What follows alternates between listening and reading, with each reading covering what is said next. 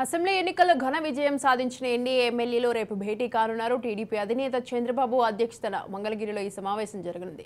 సీఎంగా ఎల్లుండి చంద్రబాబు ప్రమాణ స్వీకారం, మంత్రి పదవుల కేటాయింపు అంశాలపై చర్చించే అవకాశం ఉంది. ఇక టీడీపీ నుంచి 135, జనసేన నుంచి 21, బీజేపీ నుంచి 8 మంది ఎమ్మెల్యేలుగా గెలవగా కేబినెట్లో ఎవరికి అవకాశం కల్పిస్తారనేది ఆసక్తిగా మారింది. రైట్, ఈ విషయంపై పూర్తి సమాచారాన్ని మా ప్రతినిధి శ్రీనివాస్ ఫోన్ లైన్లో అందిస్తారు. శ్రీనివాస్,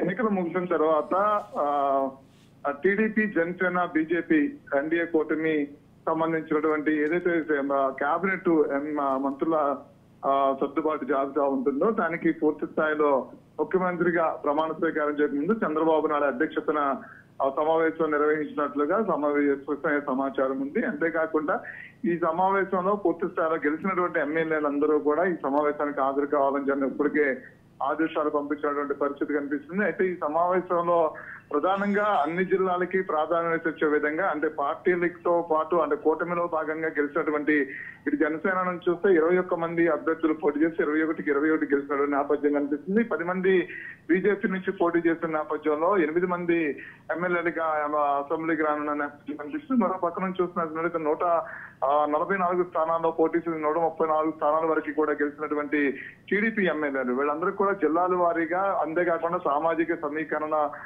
భాగంగా అందరికీ కూడా కేబినెట్ లో అవకాశం కల్పించాల్సిన పరిస్థితి కనిపిస్తుంది. అంతేకాకుండా ఈ టర్మ్ ఇచ్చేటువంటి ఏదైతే కేబినెట్ హోదా కేబినెట్ సమకూర్చబోతున్నారో ఈ కేబినెట్ 2.5 సంవత్సరాలకి సంబంధించినటువంటి మార్పులు 2.5 సంవత్సరాల తర్వాత మళ్ళా ఒకసారి కేబినెట్ విస్తరణ చేసేటువంటి అవకాశం ఉంటుందా, లేదు అంటే కనుక పూర్తి స్థాయిలో 5 సంవత్సరాల వరకు కూడా అందరూ మంత్రులుగా అంటే మొదటి కేబినెట్ ను 5 సంవత్సరాలు పూర్తిగా కొనసాగించేటువంటి ప్రస్తుత పరిస్థితి అయితే కనిపించట్లేదు. అయితే ప్రతి ఒక్కరికి కూడా అవకాశం ఇవ్వాల్సినటువంటి నేపథ్యం కనిపిస్తుంది. ఎందుకంటే అనుకున్న దానికంటే ఎక్కువ మెజారిటీలు రావటం, అంతేకాకుండా ఊహించిన దానికన్నా ఎక్కువ అధికారాన్ని చేపట్టే విధంగా ఎమ్మెల్యేలు కూడా గెలవటం. దాదాపుగా 164 స్థానాల వరకు గెలిచారు. మరో పక్క నుంచి జనసేన పోటీ చేసినటువంటి అన్ని స్థానాలు గెలవటం, బీజేపీ నుంచి కూడా 8 మంది ఒకేసారి కూడా గెలిచినటువంటి నేపథ్యం చూస్తున్నాం. అంతేకాకుండా టీడీపీలో ఉన్నటువంటి గతంలో పనిచేసినటువంటి ఆశావాహులు ఉన్నారు. మరో పక్క నుంచి ఈ టర్మ్ లో సీట్లు త్యాగం చేసినటువంటి వ్యక్తులు కూడా ఉన్నారు. వాళ్ళకి MLC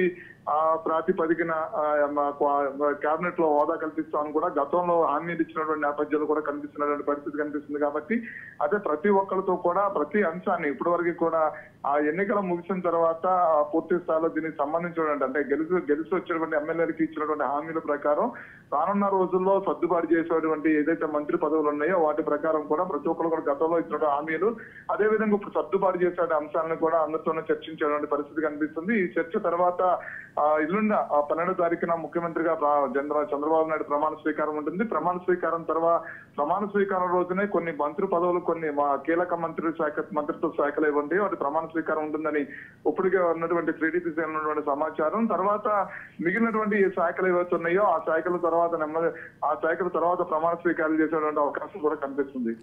right, thank you Srinivas, thanks for the details.